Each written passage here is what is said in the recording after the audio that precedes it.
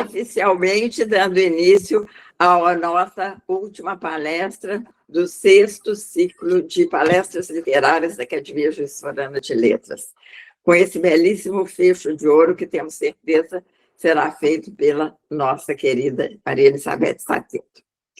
Agradecemos a presença de todos, é sempre uma alegria muito grande verificar que nós estamos agora terminando o 11º curso desde o início da minha gestão, que foi 2020. Então, 11º curso, porque foram 5 de literaturas de Juiz de Fora, e 6 do ciclo de palestras literárias com temas variados. Nesse nosso encerramento, mais uma vez, vamos obedecer às regras da inclusão e eu faço a minha audiodescrição.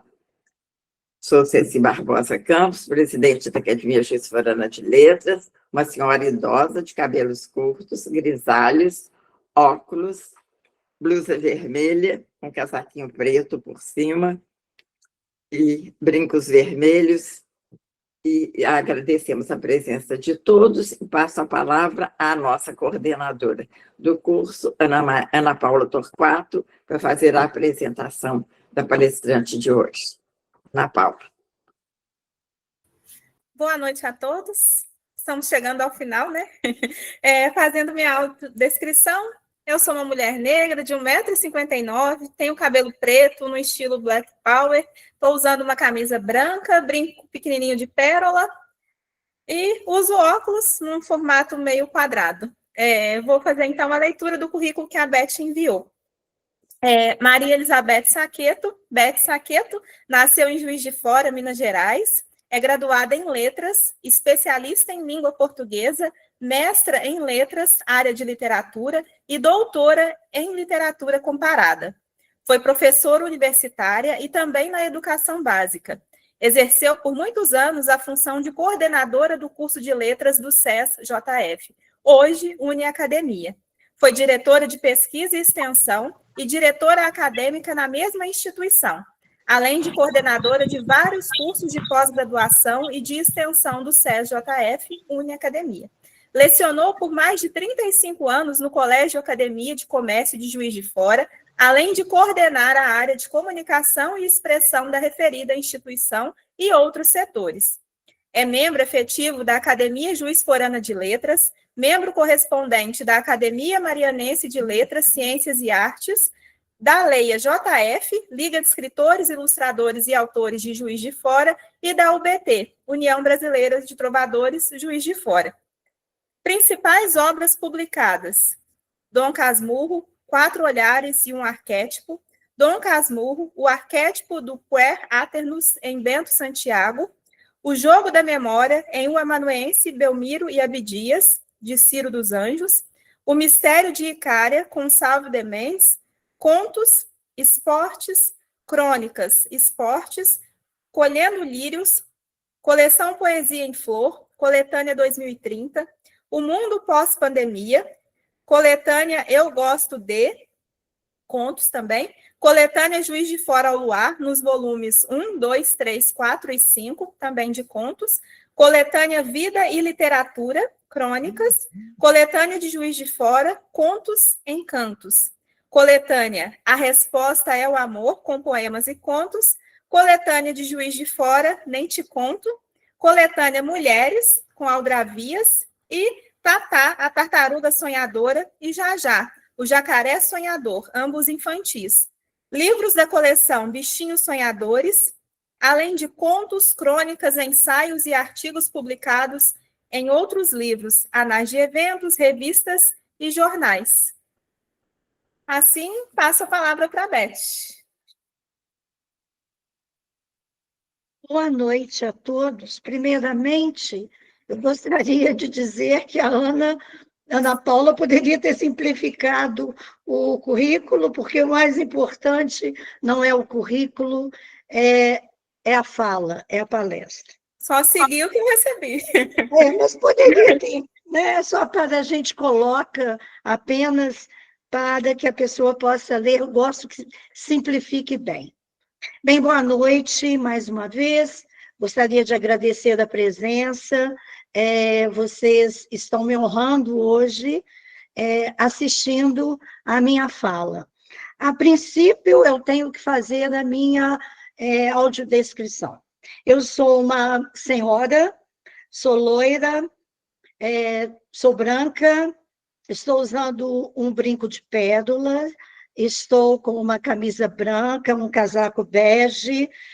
Eu acho que é isso, né? Um batom vermelho, porque a Marisa sempre pede para que coloquemos um batom vermelho, então estou com batom vermelho. Eu acho que já está bem apresentado, certo? Bem, eu havia pensado essa palestra fazendo um paralelo entre a literatura de autoria feminina e a crítica feminista. Depois eu mudei um pouquinho, eu queria falar sobre uma escritora, que é a Francisca Júlia, uma parnasiana, mas aí eu mudei um pouquinho e caminhei por uma outra direção, procurando realmente estabelecer um histórico da literatura de autoria feminina no Brasil, até os dias de hoje. Então, vamos à nossa fala. Ao se falar sobre literatura de autoria feminina no Brasil, devemos observar que só a partir do século XIX, as mulheres escritoras passaram a figurar timidamente no universo literário brasileiro.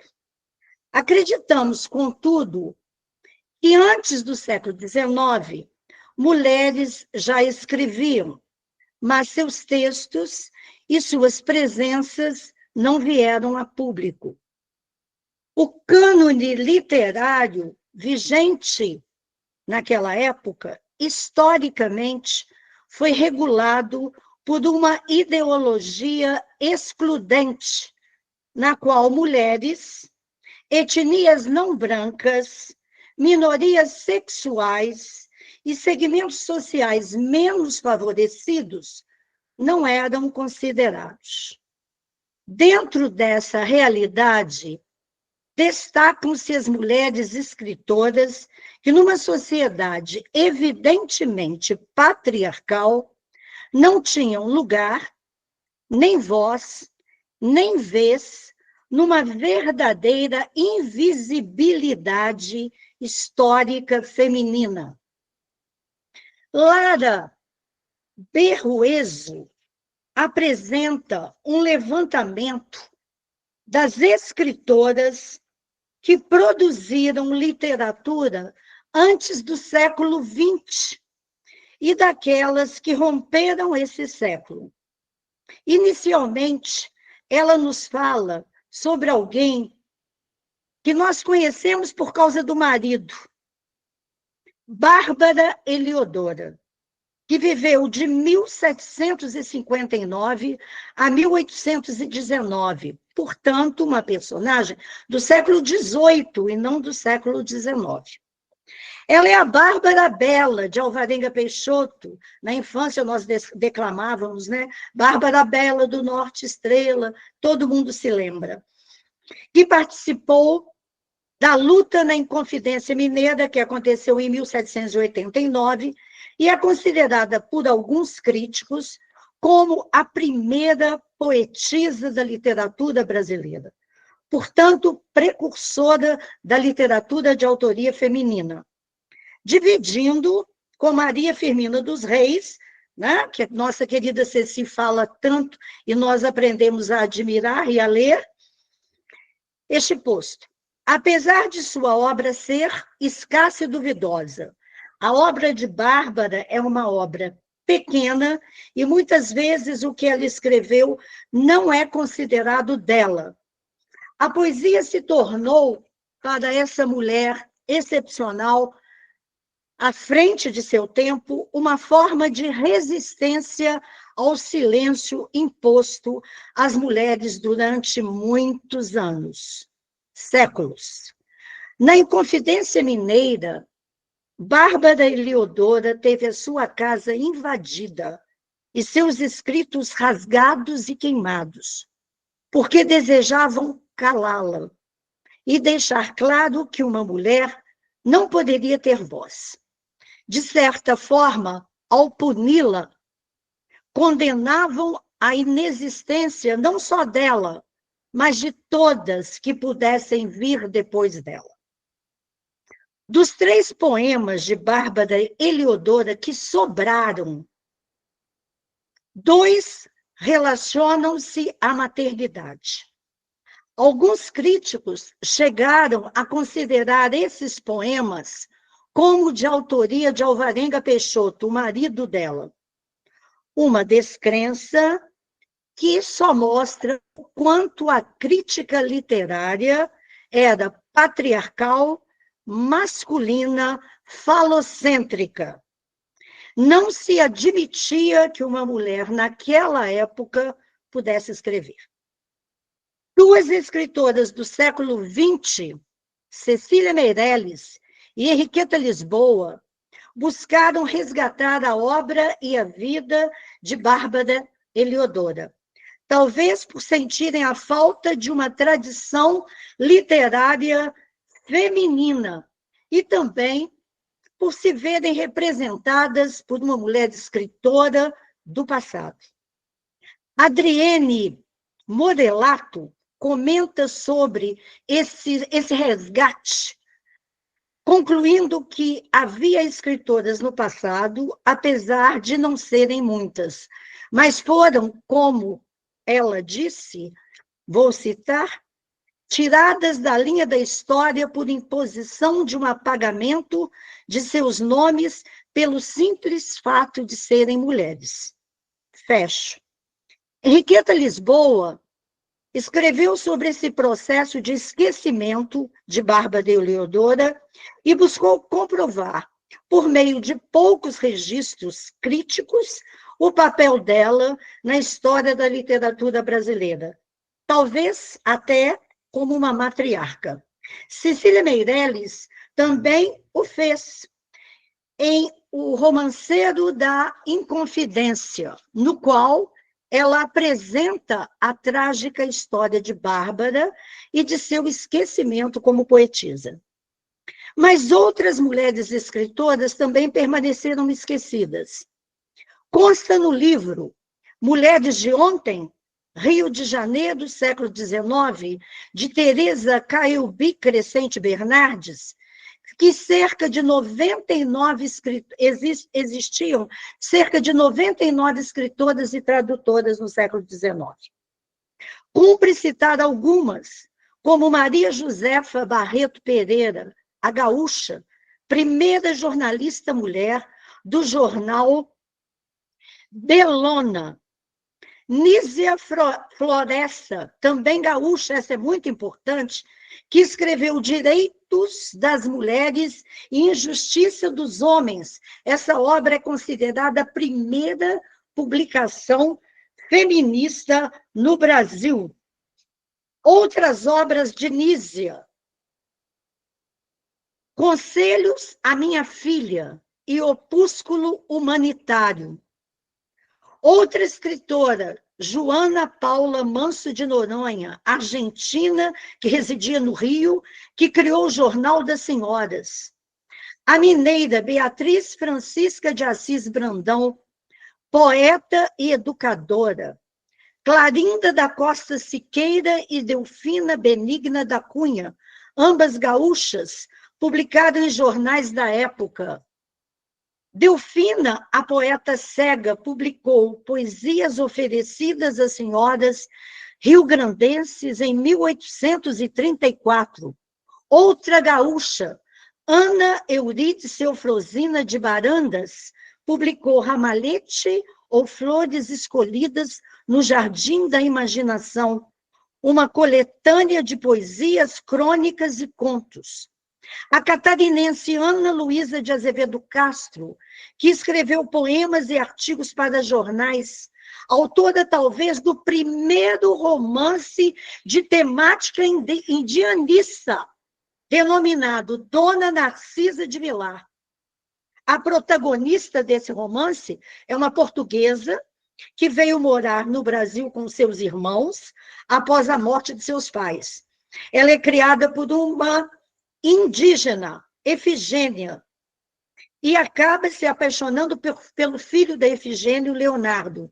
Porém, os irmãos não aceitaram essa união, e porque eles queriam que ela se casasse com um homem importante, com um homem famoso, com Pedro Paulo, era um coronel.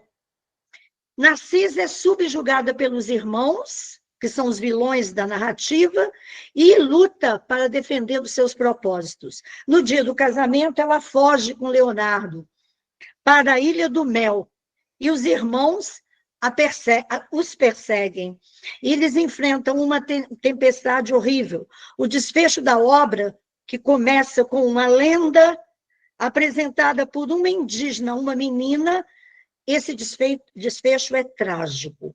A lenda se passa justamente na Ilha do Mel, que é o cenário que envolve as personagens. E essa ilha é uma ilha que é descrita como uma ilha assombrada. A autora deixou claro que as personagens indígenas representavam o bem, enquanto os homens portugueses o mal. Aquela relação maniqueísta entre o bem e o mal. A escrita é feita a partir da perspectiva da mulher, realçando seus interesses, o que serve como uma espécie de denúncia à perseguição que as mulheres sofriam. O romance foi impresso em A Marmota e ela o publicou com o pseudônimo de Indígena do Ipiranga em 1858, certo? Temos ainda Narcisa Malha. A Narcisa Malha viveu no século XIX e morreu no século XX, em 1924. Jornalista e tradutora, foi uma escritora vanguardista que publicou o livro Nebulosas, no qual dialoga com o sofrimento do escravo e com o nacionalismo. Machado de Assis, apesar de tecer elogios a Narcisa, demonstrou preconceito ao abrir o livro dela, justamente por ser assinado por uma senhora. Emília Freitas, que também nasceu no século XIX, viveu até 1932, escritora que publicou A Rainha do Ignoto, em 1899. Um dos primeiros romances de fantasia e ficção brasileira, que já foi republicado várias vezes. A autora abordava a situação da mulher em uma sociedade patriarcal, apresentando aspectos da alma feminina. Na Ilha do Nevoeiro, governada por uma rainha, a Rainha do Ignoto, mulheres que viveram sofrimentos se reuniram secretamente, constituindo uma comunidade utópica de mulheres que tinham como finalidade ajudar todos aqueles que necessitavam. Júlia da Costa também viveu até 1906, poetisa que, apesar de ter sido elogiada por Machado de Assis, também foi, como outras escritoras, apagada da história e esquecida nas escolas. Inês Sabino viveu até 1942, escritora feminista que também publicou em jornais, como o jornal A Família. Júlia de Albuquerque Sadia Guiar, que coordenava o periódico Belo Sexo, no Rio de Janeiro. A jornalista Amélia Carolina da Silva Couto, fundadora do periódico Eco das Damas. Josefina Álvares de Azevedo, irmã de Álvares de Azevedo, autora da peça O Voto Feminino, que fundou o jornal A Família, para dar voz a mulheres, apontou a distância entre homens e mulheres de letras e a falta de reconhecimento para as autoras brasileiras, e muitas outras. Eu tentei fazer um apanhado porque a gente acha que não havia mulheres na literatura, e havia, e muita gente. E muitas outras, como as irmãs Revocata Heloísa de Melo, Julieta de Melo Monteiro, Francisca Senhoria da Mota Diniz, Júlia Lopes de Almeida, essa é importantíssima. Essa importantíssima e passou por uma situação terrível, eu vou contá-la daqui a pouco. Prisciliana Duarte de Almeida, Amélia de Oliveira, que foi noiva de Olavo Bilac, Amélia era irmã de Alberto e Bernardo de Oliveira, Francisca Júlia da Silva Munster, a maior poetisa parnasiana, era sobre ela que eu ia falar, cujo poema, A Musa Impassível, que a gente encontra, às vezes, em alguns livros didáticos, porque não é muito raro encontrar. Então, às vezes, aparece lá, Francisca Júlia, A Musa Impassível. Esse poema foi atribuído a Raimundo Correia, porque não queriam admitir que ela tinha escrito o poema. Ela publicou uma coletânea de poesia chamada Mármores, em 1895, além de outras publicações, como o Livro da Infância. Outro nome a se considerar é o de Gilca Machado, que nasceu no final do século XIX e viveu até 1980 do século XX. A exclusão da mulher no mundo da literatura e das artes, em geral, pode ser sentida no Brasil e no exterior também, onde até bem pouco tempo, por falta de reconhecimento e por não aparecer no cânone tradicional. Isso acontecia, sem dúvida. O escritor e jornalista João do Rio, eu comentei até, no artigo Feminismo Ativo, de 1911, ele escreveu de uma forma que suscita, né, a incapacidade da mulher escrever. Eu vou citar o trechinho. Eu sempre tive, pelas senhoras que fazem literatura, um atemorado respeito. Olha o adjetivo. Atemorado respeito. As relações com uma poetisa são verdadeiros desastres impossíveis de remediar, mas que o galanteio social obriga a coroçoar. Quando a Family Letters deixa o verso e embarafusta por outras dependências da complicada arte de escrever, as relações passam a calamidade. Por que escrevem estas senhoras? Ninguém o soube, ninguém o saberá. Com certeza, porque não tinham mais o que fazer, como a duquesa de Dino. Mas elas escrevem. Entendido, gente? Críticos como José Veríssimo e Silvio Romero, em seus livros, sequer mencionam uma escritora. Lúcia Miguel Pereira, que todo mundo conhece na área de literatura, como conhecemos o Silvio, o José Veríssimo. Lúcia Miguel Pereira, estudiosa e pesquisadora, que lutou para se firmar como crítica literária. Em seu livro, A História da Literatura Brasileira, publicado em 1950, ela só menciona Júlia Lopes de Almeida. Aí eu vou falar sobre a Júlia, para quem não a conhece.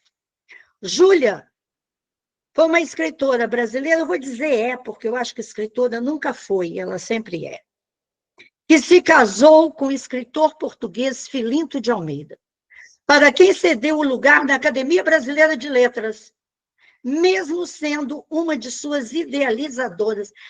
Ela idealizou a Academia Brasileira de Letras com Machado e a turma.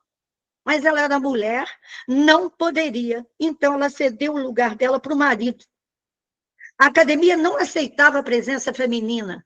Essa determinação da Academia Brasileira de Letras se manteve até 1977, quando Raquel de Queiroz tornou-se a primeira mulher eleita para a academia.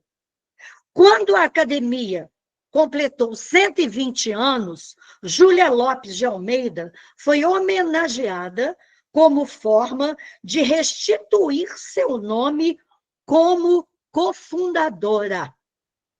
Júlia publicou vários livros, O mais importante é A Falência, de 1901. Escritora que tinha ideias avançadas para a sua época, defendia a abolição, a república, o divórcio, a educação formal de mulheres e os direitos civis. Júlia é associada ao realismo e ao naturalismo. Ela e a irmã Adelina Lopes Vieira escreveram o livro Contos Infantis. E passou, elas duas, mas principalmente ela, passou a ser considerada uma das pioneiras da literatura infantil brasileira. Contista, romancista, cronista, dramaturga, Júlia morreu no Rio de Janeiro, em 1934, vítima de malária. Certo? Ela deixou uma obra extensa, não só literária, mas também historicamente significativa. Resgatada a produção feminina que foi relegada ao esquecimento, ou por que não dizer a negação, porque a crítica vigente naquela época, totalmente masculina, desconsiderava essa literatura de baixo valor literário, tornou-se questão de honra. Gradativamente, a mulher teve suas aparições no século XX, principalmente a partir dos anos 30 e 40. Por volta dos anos 70, a literatura de autoria feminina explodiu. Destacamos aqui Raquel de Queiroz, Cecília Meirelles, Clarice Lispector, importantíssima, porque estabeleceu uma tradição para a literatura produzida por mulheres no Brasil. Somam-se a elas, Lígia, Nélida, Adélia, Lia, Hilda Hilst, Marina Colasantes, Zumira Tavares e tantas outras escritoras. Eu estou preferindo citar as prosadoras. O ensaio A Literatura de Autoria Feminina, de Lúcia Osana Zolim, deixa claro que a história da literatura brasileira começou a registrar a presença das escritoras a partir do movimento feminista que determinou o surgimento da crítica feminista. Por isso que eu queria fazer um paralelo antes entre isso. Ocupando um novo lugar na sociedade, a mulher passou a produzir uma literatura e a exercitar também a crítica, até então exercida por homens. Aí a coisa começou a mudar. O trabalho de se firmar, contudo, nesse universo literário e crítico tem sido, até hoje, árduo, mas essa luta abriu as portas para intensificar a produção feminina. O olhar crítico feminino, voltado para a escrita feminina, desnudou algo a mais que a crítica masculina não conseguia atingir.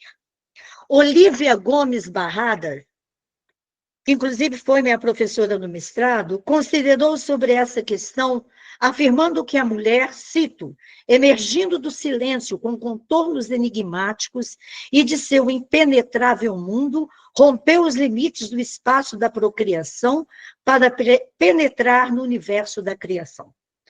Cito e fecho.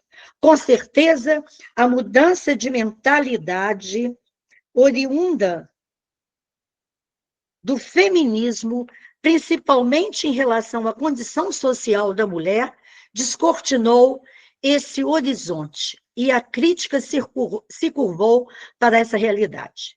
Elaine Showalter, ensaísta norte-americana, observou sobre a constituição de uma tradição literária feminina que passa a se constituir conforme analisa Lúcia Zolim.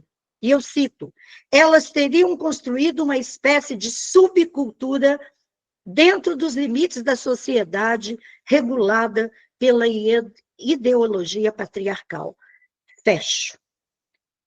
Mas como se constituiu essa subcultura, principalmente na escrita das prosadoras?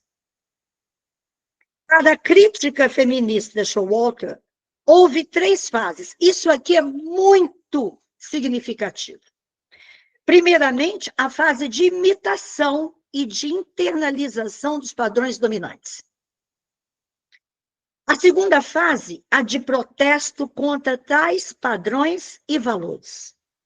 E, por último, a terceira fase, a fase da autodescoberta, marcada pela busca da identidade própria.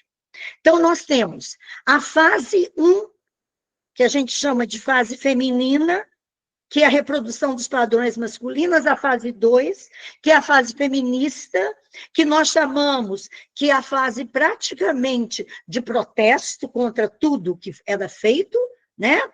Padrões e valores, e a última nós chamamos de fase fêmea, que é a fase da autodescoberta, é quando a mulher realmente se assume e se mostra.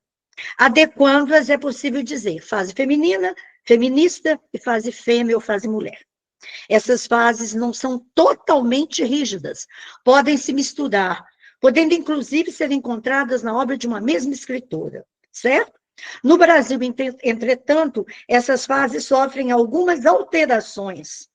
A professora e pesquisadora Elódia Xavier estabelece a relação das escritoras e de suas obras no ensaio Narrativa de Autoria Feminina na Literatura Brasileira, As Marcas da Trajetória.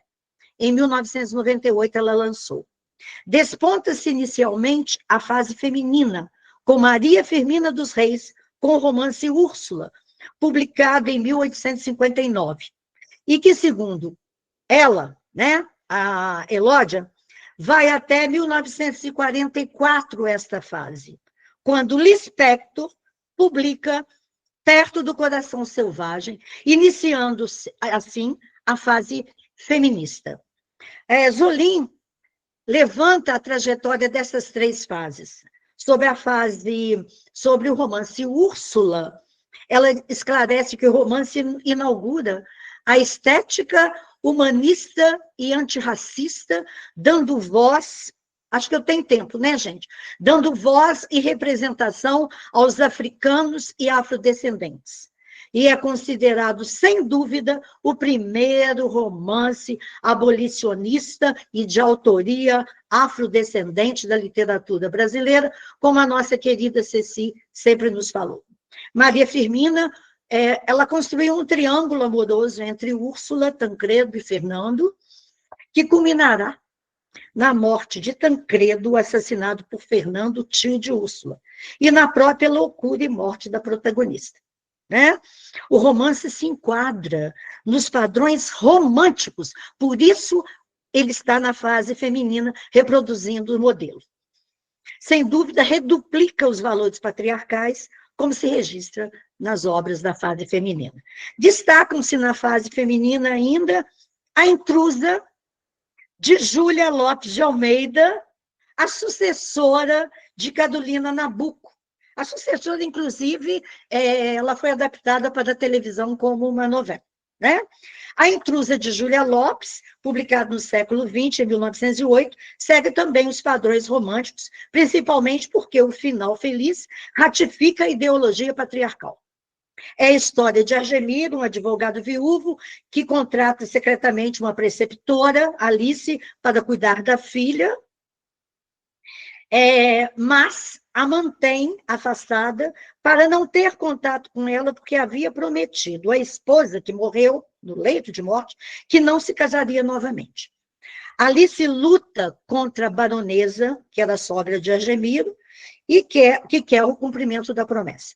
O livro critica a sociedade da época, a condição da mulher, a escravidão. Alice vence o que ela queria vencer, né? E Argemiro se rende a ela, e não pelos atributos dela como mulher, mas principalmente pela sua subserviência, né? no que concerne as tarefas do lar. Uma verdadeira rainha do lar, reproduzindo o padrão romântico. Né? A sucessora de Carolina Nabuco, foi publicada em 1934, mostra que a autora também reproduz os mesmos valores dominantes da sociedade patriarcal.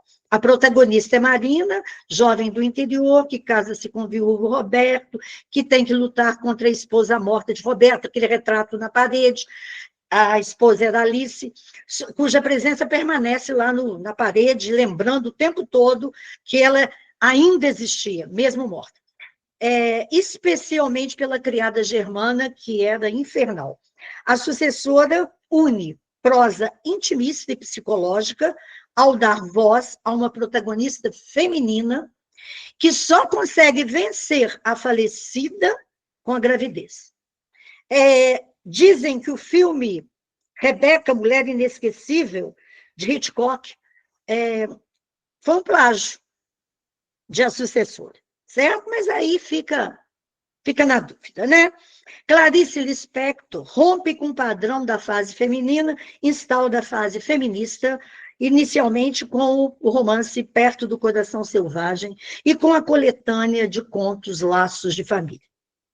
A Laços de Família foi lançada em 1960. Inclusive, tem um conto maravilhoso em Laços de Família, chamado Amor. Este conto é belíssimo. Ele é marcado por uma epifania. E essa epifania acontece com a personagem Ana, que é a personagem principal. Ela tem uma revelação, epifania é isso? Uma revelação súbita em um lugar, e isso a reconecta com a sua juventude e a faz perceber a coexistência entre a vida e a morte, o papel dela, tudo acontece por causa de uns ovos que quebram. Ela descobre uma forma nova de viver. Na realidade, a escrita de Lispector se efetiva na crítica aos valores patriarcais, descortinando a repressão sofrida pelas mulheres, principalmente no que concerne às práticas sociais. Perto do Coração Selvagem, comprova essa mudança de visão. O romance trata da vida da personagem Joana, desde a infância até a vida adulta, revelando sua vida interior, sua busca por identidade e questionamentos, valendo-se do fluxo da consciência, uma marca, né, de Clarice Lispector. A narrativa quebra a linearidade, mesclando passado e presente, revelando uma Joana que se sente diferente, que luta contra as convenções sociais e busca o sentido da vida. A obra é um romance de formação, aí eu teria que explicar o que é um romance de formação, mas não vem ao caso, com foco nas impressões e digressões. Digressão é um recurso maravilhoso, digressões de Joana. E é considerada um marco na prosa brasileira pela originalidade e exploração profunda da subjetividade humana. O romance rompe com os estereótipos femininos da época, apresentando uma personagem complexa, amoral, que não se diminui para agradar ninguém. Escritoras como Lia Luft, que publicou As Parceiras em 1980, e A Asa Esquerda do Anjo em 1981, Quarto Fechado em 1984 e outras obras, Patrícia Bins, que publicou Antes que o Amor Acabe, em 1984, Sônia Coutinho, que publicou Atire em Sofia, em 89, Márcia Denzer, que publicou Diana Caçadora, em 86, Nélida Pinon e outras seguiram essa mesma trilha. A literatura produzida por elas privilegia a situação da mulher dentro de uma sociedade essencialmente patriarcal, vivenciando dramas existenciais. Mas é Nélida Pinon, com o romance A República dos Sonhos, que dá início à fase fêmea, ou à fase mulher. Isso foi muito bem estudado pela Lúcia Osana Zolim, um trabalho brilhante que a gente teve o prazer de, inclusive, pesquisar, ler e apreciar. Nela, a mulher é representada de uma forma diferente. Em A República dos Sonhos, romance de inspiração autobiográfica, Nélida, cito Zolim, inaugura uma nova forma de representar a mulher. Fechei. E no que se refere às personagens femininas principais, como Eulália, Esperança e Breta, especialmente Breta, uma escritora. Por meio dela, os valores patriarcais caem por terra e ela se faz respeitar em sua individualidade. A narrativa complexa e caleidoscópica não segue uma ordem cronológica. Passado e presente se implicam pelo fluxo da memória, reproduzindo principalmente relações familiares. a narração da saga familiar do imigrante Madruga vem marcada por outra questão mais importante para nós, que é a emancipação feminina. Seguindo os princípios da fase fêmea, Zolim enumera Adélia Prado, muito mais conhecida como poetisa, mas ao publicar O Homem da Mão Seca em 94, ela tem uma marca muito significativa na prosa feminina. Lia Luft com A Sentinela, de 94, Ponto Cego, de 99, Patrícia Mello com Elogio da Mentira, de 98, e Inferno, de 2000, e muitas outras mais. Podemos dizer que, no final do século XX, a literatura de autoria feminina passou a ser considerada e respeitada como objeto de leitura e pesquisa. A crítica feminista, dentre as críticas literárias contemporâneas, que todos nós sabemos, né? Eu vou citar algumas, como a crítica sociológica, o formalismo russo, o new criticism, o estruturalismo, a estética da recepção, o desconstrutivismo, a crítica genética, a crítica psicanalítica e outras. Mas a crítica feminista é demasiadamente importante no que se refere ao papel da mulher na literatura. Principalmente porque, segundo Zolim, trabalha no sentido de desconstruir a oposição homem-mulher e as demais oposições associadas a esta, numa espécie de versão do pós-estruturalismo. Essa crítica enfatiza 4 princípios: o biológico, o linguístico, o psicanalítico, o político-cultural. Não dá para eu falar sobre eles, seria uma outra palestra. No Brasil, a pesquisa relacionada sobre a mulher e sua produção literária é bem recente. Segundo dados fornecidos pelo boletim da GT Mulher na Literatura, tudo começou mesmo a partir de meados dos anos 80. Para quem não conhece o GT, Mulher na Literatura, um breve histórico. Ele foi fundado durante um encontro em que foi criada a Associação Nacional de Pesquisa e Pós-Graduação em Letras e Linguística, a ANPOL, sediada na Universidade Federal do Paraná, em 1985, em Curitiba. Como objetivo, o GT Mulher na Literatura se propôs a reunir pesquisadoras interessadas no tema mulheres na literatura para gerar discussões, troca de experiência e pesquisa. O GT é responsável pela formação de várias gerações de pesquisadores, homens e mulheres, que se interessam por esse tema, que dão continuidade ao trabalho iniciado pelas fundadoras. O GT, neste ano, completou 40 anos de existência. Cumpre ressaltar que também foi criado o Seminário Nacional da Mulher na Literatura. Inclusive, o ano passado, nós tivemos um seminário, objetivando divulgar as pesquisas sobre o tema. A ABRALIC, Associação Brasileira de Literatura Comparada, foi criada em 1986, que também contribuiu e contribui para esses estudos,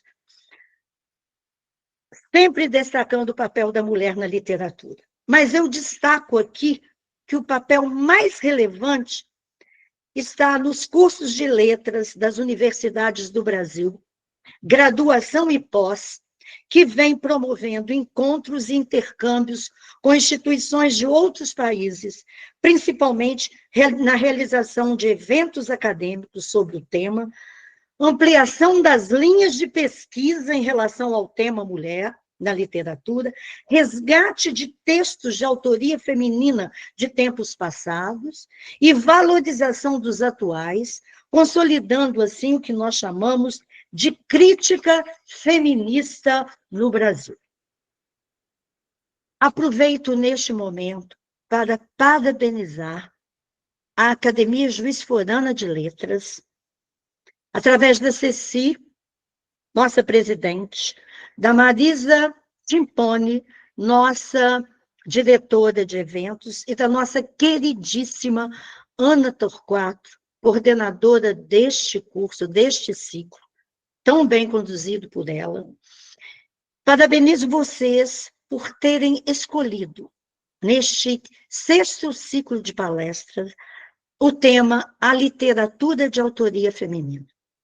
Acredito que todas as escritoras e pesquisadoras que tiveram voz neste ciclo, apresentando o trabalho literário de outras mulheres escritoras, sentiram-se representadas e valorizadas.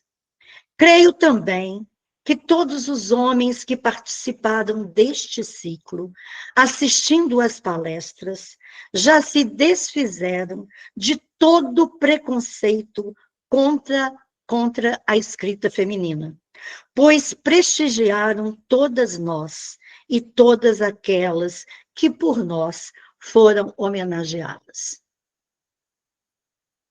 Terminando, eu deixo aqui uma frase de Emma Watson. Emma Watson, ela é aquela menina do Harry Potter. Ela é embaixadora da boa vontade da ONU Mulheres. Ela promove a campanha #HeForShe, que propaga a liberdade e a igualdade entre os gêneros. Emma disse o seguinte, cito, o feminismo, por definição, é acreditar que tanto homens como mulheres devem ter direitos e oportunidades iguais. É a teoria política, econômica e social da igualdade de sexos. Fecho a citação. E para terminar, eu vou buscar Lispector, em A Hora da Estrela. Lispector, em A Hora da Estrela, nos disse o seguinte, cito, o destino de uma mulher é ser mulher. Muito obrigada, boa noite. Parabéns, Beth, maravilhosa como sempre, uma contribuição valiosa que, mais uma vez, é engrandecida pela presença de uma grande professora, Maria Elizabeth Saqueta, no ciclo de literatura da Academia Juiz Forano de Letras. Tem aqui escritos, primeiro a Denise Doro, depois a Ceci Barbosa, depois a Erilda. E vamos, então, passar, e vocês, a Beth, vê se quer responder alguma coisa. E parabéns, tá, Beth? É muito prazeroso te ouvir, moça. Com você, Denise. Boa noite a todos, e eu não vou ser longa, porque a Beth disse tudo, nos enriqueceu mais ainda dentro do universo feminino literário. Eu fiquei surpresa com tantas e novas escritoras que pude conhecer através dela hoje, principalmente das que vieram antes do século XIX. Eu só posso dizer que este curso é uma coisa que muito enriquece a cada pessoa que dele participa. Eu quero gravar, essa aula virá gravada, eu quero transcrever, como eu tenho procurado transcrever o que de melhor eu aprendo aqui. Obrigada à Academia Juiz Forana, à Beth, à Marisa, à Ana Paula, a todos que dela fazem parte, por esses momentos tão maravilhosos. Um grande beijo. Obrigada, Denise. Denise está sempre presente em todos os nossos ciclos, só temos que agradecer e participando, contribuindo. Obrigada, Denise. Ceci, com você, querida.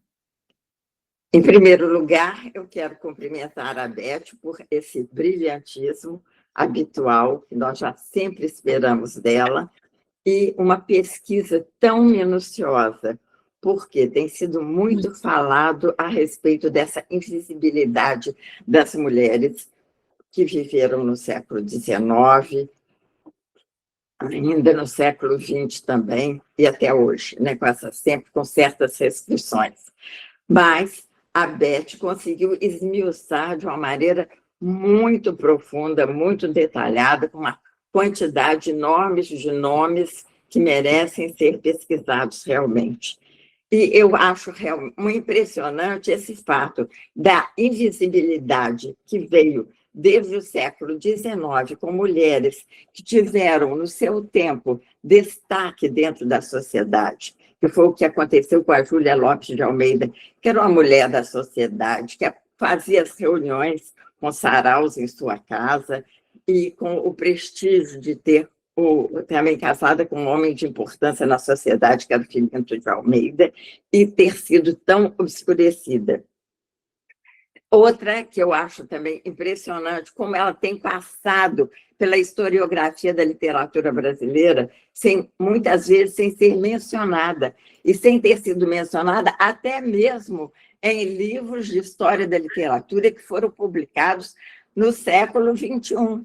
Existem nomes importantes de escritores da Academia Brasileira de Letras que publicaram livros de história da literatura e que omitiram o nome de Narcisa Amália, omitiram o nome da Albertina Berta, a Júlia um pouquinho, chegou a aparecer um pouquinho, mas às vezes é uma citação muito breve. A Narcisa Amália, que além de ter sido poeta, foi a primeira jornalista profissional do Brasil. E ela teve assim, uma reputação também muito acatada, inclusive, além do Machado de Assis, que a Beth citou, Dom Pedro também, em visita que fez a Resende, onde os pais dela eram educadores e mantinham colégios lá, ela mesma tendo começado a dar aulas quando tinha 14, 15 anos, já dava aulas nos colégios do pai dela, e o Dom Pedro veio fazer uma visita em Resende, procurando fazer sindicância sobre o sistema educacional no Brasil, e disse que fazia questão de conhecer aquela moça que tinha escrito As Nebulosas. E, mesmo assim, ela ter ficado no esquecimento. Eu lembro que, em 2022, eu falei sobre Narcisa Amália numa palestra na Feira do Livro de Lisboa, da associação, da AGEB, Associação de Jornalistas e Escritoras do Brasil. Escolhi a Narcisa Amália justamente por ser uma associação de jornalistas e escritoras. E foi assim, aquele espanto, porque a grande maioria das pessoas nunca tinha ouvido falar em Narcisa Amália. Então, são essas coisas que nos colocam muito surpresas e que me deu uma alegria especial de ter tido a nossa sugestão de fazer esse ciclo sobre autoria feminina, a literatura de autoria feminina, ter sido acatado pelos acadêmicos, porque nós não poderíamos perder a oportunidade de, nesse momento, colocar a voz da Academia Juiz Forana de Letras também nessa batalha, né? E cabe muito a nós, ou professores, ou pessoas devotadas à literatura, dar esse impulso, procurando mostrar todas essas situações em que a mulher fica colocada em segundo plano. Porque se os professores e as professoras dos cursos de letras, das escolas de ensino médio, das academias de letras, tiverem esse empenho em fazer a divulgação da literatura de autoria feminina, isso irá mais adiante. Agora, por que nas academias de letras acontece, às vezes, de haver 13 mulheres em 100 anos que fazem parte da Academia de Letras, 9 mulheres, 10 mulheres? Justamente porque não existe essa sororidade entre as mulheres. É preciso também que nós nos empenhemos nisso para procurar fazer com que essas vozes femininas sejam ouvidas. Beth, foi importantíssimo o seu trabalho. Nós fazemos questão de tê-lo na antologia sobre os ciclos de literatura, porque é um documento muito importante você ter feito todo esse levantamento. Agradecemos muito a você e a todos que têm participado. Obrigada. Parabéns, Cecília. Depoimento maravilhoso, né? Queridos, a Erilda está inscrita e depois Neuza Massicano. Erilda, com você. Beth, querida, parabéns. Que alegria poder ouvir, que aprendizado, que aula. E aí, então, trazendo essa realidade feminina, essa literatura da autoria feminina, que uma questão histórica, começando lá de Bárbara, Maria Firmina, e trazendo tantas escritoras, uma ótima oportunidade para todos nós. Gratidão pela oportunidade, gratidão à JL por esse momento, por esses cursos que tanto nos enriquece. Presidenta, Ceci, Marisa Timpone, Beth, todos que estão envolvidos nesses cursos maravilhosos. Ana Torquato, gratidão. Obrigada, Erilda. Fernanda, inscrita. Oi, boa noite. Eu sou Fernanda, sou uma mulher branca, cabelos e olhos castanhos, cabelo cacheado acima dos ombros.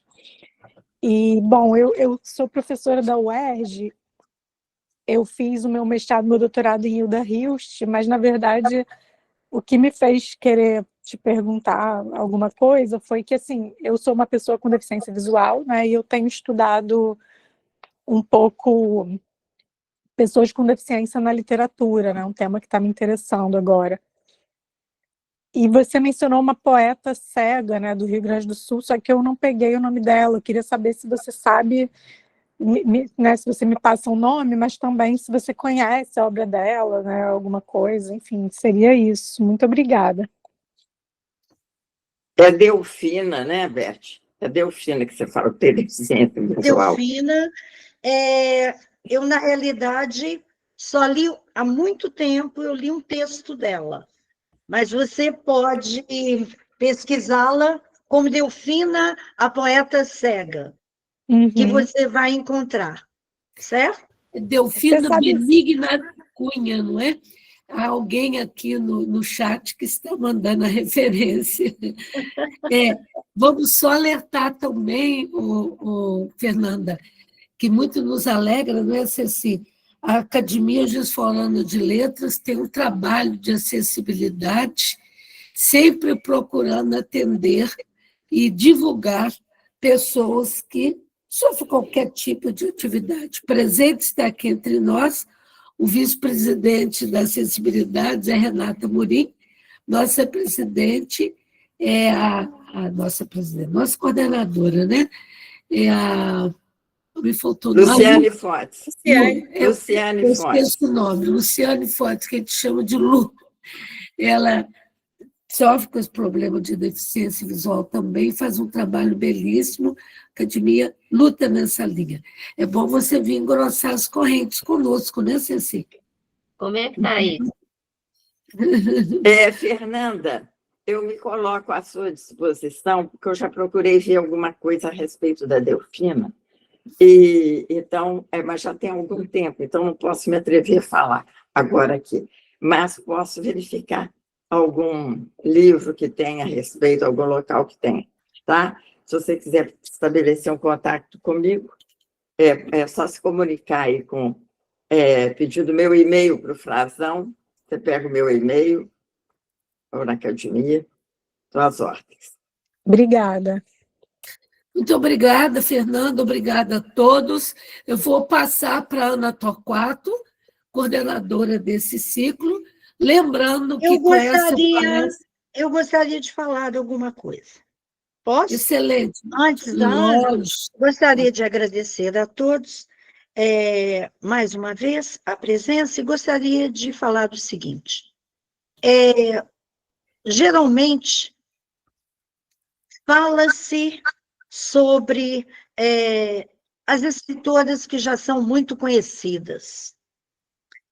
E se esquece, às vezes, de falar sobre aquelas que praticamente ninguém sabe que existiu. Por isso que eu mudei o tema da minha palestra. Porque eu falei assim, é melhor fazermos um levantamento histórico para mostrar que realmente havia voz feminina. Mesmo que caladas, elas gritavam, entenderam? Mesmo, elas tentavam, de qualquer jeito, apresentar o que elas produziam. Então, e eu dei também ênfase às prosadoras. As Foi. prosadoras, porque a obra em prosa é uma obra que sempre teve um peso maior, né? Principalmente nessa luta, eu vou chamar de luta, de atrito entre a produção masculina e a produção feminina. Por isso, eu dei mais ênfase às prosadoras. Muito obrigada pela oportunidade, muito obrigada a todos, Ana, Marisa, Ceci, espero ter correspondido. A Neuza está falando. É isso que eu vi aqui. Beth, maravilhosa. A Neuza já havia levantado a mão e se perdeu com a entrada importante da Fernanda. Desculpa, viu, Neuza? Com você, querida.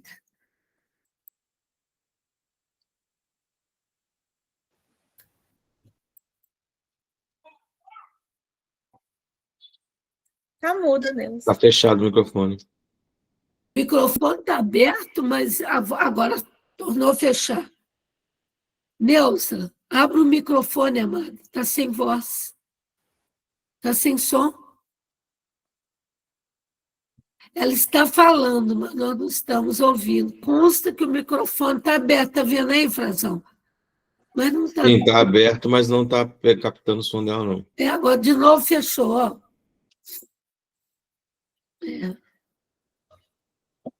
Neuza, seu microfone continua fechado, tá?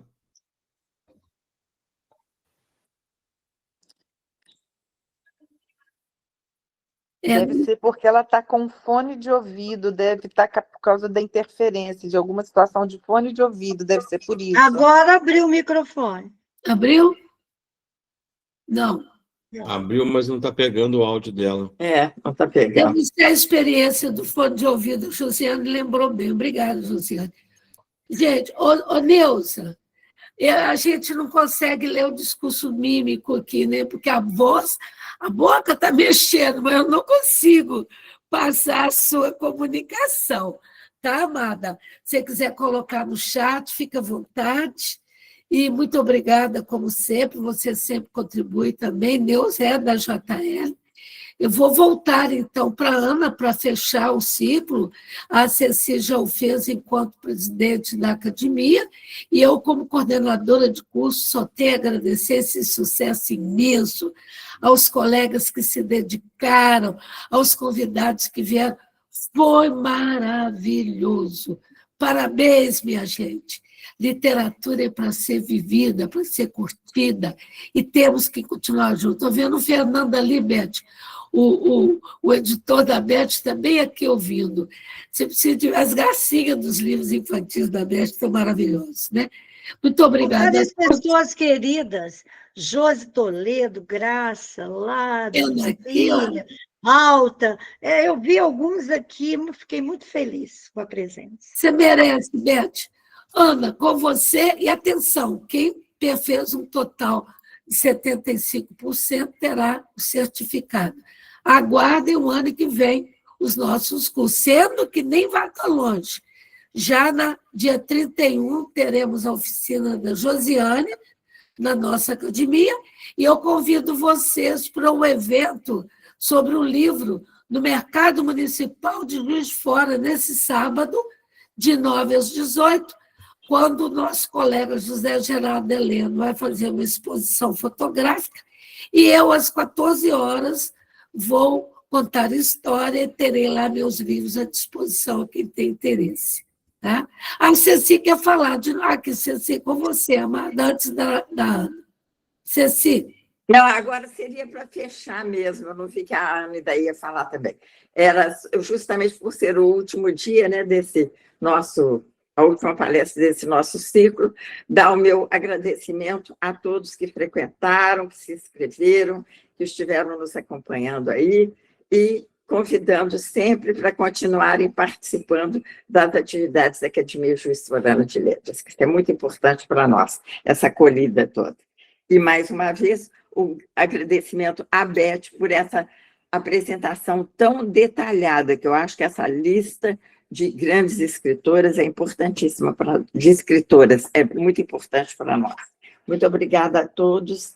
Já feito aqui meu fechamento. Obrigada. Uma salva de palmas para a Beth e depois, Ana, por favor, finalize. Finalize e depois, Frazão, por favor, feche a gravação. Ana.